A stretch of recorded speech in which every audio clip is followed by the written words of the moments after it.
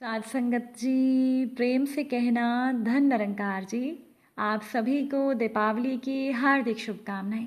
साध संगत जी, आप सभी के लिए सतगुरु माता जी से अरदास है कि आप सभी के लिए ये दीपावली का त्यौहार खुशियों से भरा हो। आप सभी का घर आंगन खुशियों से जगमगा उठे और आप हर साल ये त्यौहार अपने परिवार के साथ खूब अच्छे से और खूब खुशियों से मनाएं। आज मैं आप सभी के लिए एक दीपावली विशेष साखी लेकर आई हूँ। तो चलिए ज़्यादा समय ना गवाते हुए आज की ये साखी सुनते हैं। साध संगत जी, दीपिका की नई नई शादी हुई थी और ससुराल में दीपिका की ये पहले दीपावली थी।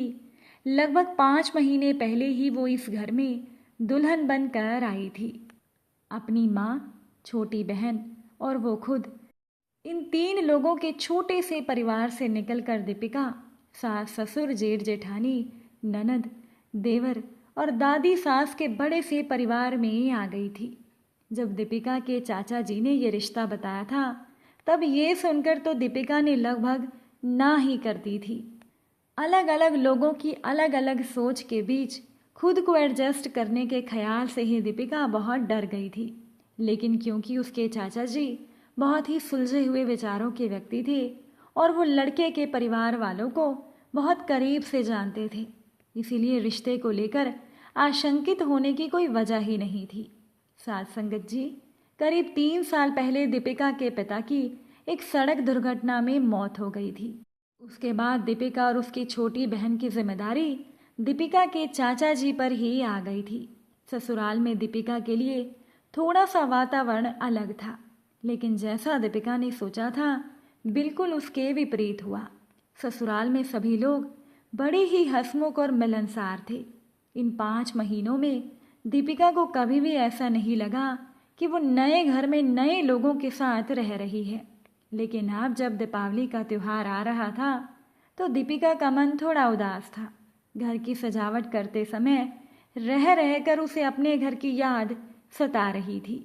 अपनी माँ और छोटी बहन के चेहरे बार बार दीपिका की नज़रों के सामने आ जाते और फिर उसकी आंखों से आंसू बह जाते। सबसे नज़रें चुराकर दीपिका काम में लग जाती। अब इसी तरह से दीपावली की शाम भी आ गई।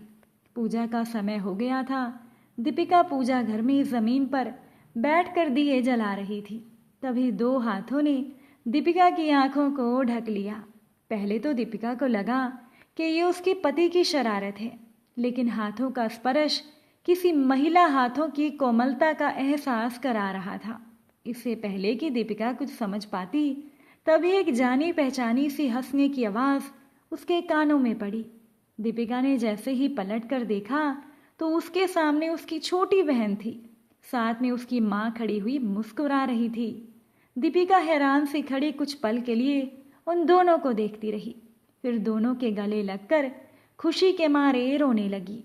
दीपिका को चुप कराते समय उसकी माँ ने बताया कि उसके उदास चेहरे को देखकर उसके सास ससुर सब समझ गए थे और उन्होंने दीपिका को खुश करने के लिए ही फ़ोन पर उसे और उसकी छोटी बहन को दीपावली पूजन पर अपने घर बुलाने की योजना बनाई थी। ससुराल में सभी के साथ मिलकर दीपिका ने पूजा की और इस पूजा के बाद दीपिका की सास ने उसे उसके पति के साथ उसके मायके में पूजा करने के लिए भेज दिया था। दीपिका के लिए ये दिवाली एक यादगार दिवाली बन गई थी। ससुराल में सभी के प्रति मान सम्मान की भावना को प्रबल करती ये पहली दिवाली दीपिका जिंदगी में कभी भी नहीं भुला पाई। साध संगत जी, ऐसे ही एक यादगार दिवाली सोहन की जिंदगी में भी आई थी। सोहन एक सेठ जी के यहाँ नौकर का काम किया करता था। सेठ जी के घर के सभी काम सोहन ही किया करता था। अब दीपावली आने वाली थी। सोहन ने जब अपने बटुए में केवल 50 रुपए देखे तो वो सोचने लगा कि कल दीपावली है तो वो अपनी पत्नी और बच्चों के लिए नए कपड़े, पटाखे और मिठाइयाँ कहाँ से खरीदेगा, क्योंकि जमा किए हुए उसके सारे रुपए तो 1 सप्ताह पहले ही उसकी खुद की बीमारी में खर्च हो गए थे। सोहन ने सोचा, क्या दीपावली के घर पर मेरे घर में अंधेरा ही रहेगा? ये सोचकर ही उसका दिल कांप उठा और अपने आप ही उसके पांव अपने मालिक के घर की ओर चल पड़े।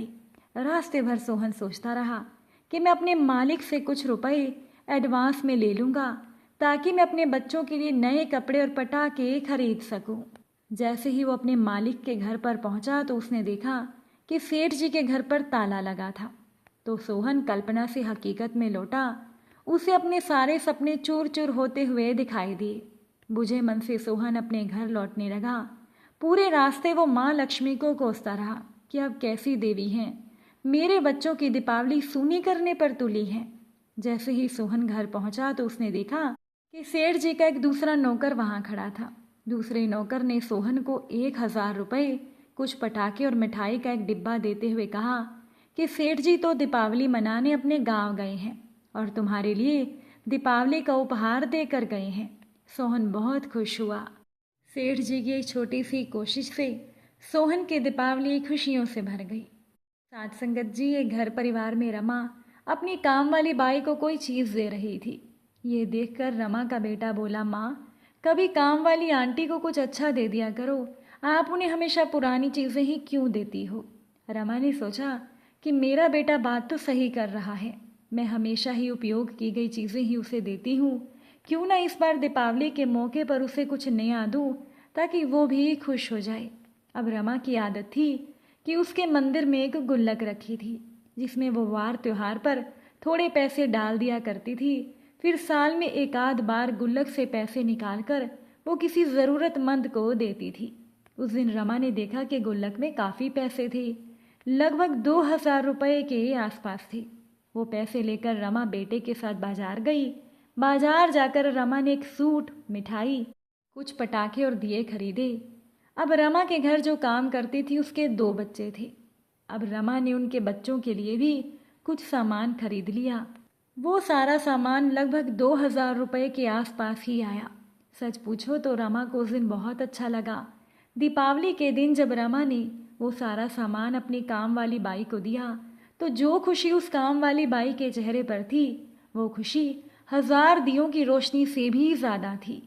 साथ संगत जी, अब हमें भी बस एक बात हमेशा अपने मन में रखनी है कि ये ईश्वर, ये दातार, ये सतगुरु निरंकार हमें भी इस काबिल बनाए रखे कि हम अपनी हैसियत के अनुसार जितना हो सके किसी की मदद ज़रूर कर सकें। और इस दीपावली के मौके पर अगर आपको किसी को खुशी देने का मौका मिले तो उस मौके को ना गंवाएं, उस मौके का फ़ायदा उठाएं और किसी गरीब की दीपावली को खुशियों से भर दें। अगर साखी अच्छी लगी हो तो इसे शेयर ज़रूर कीजिएगा। एक बार फिर से आप सभी को दीपावली की हार्दिक शुभकामनाएं। साथ संगत जी प्यार से कहना, धन निरंकार जी।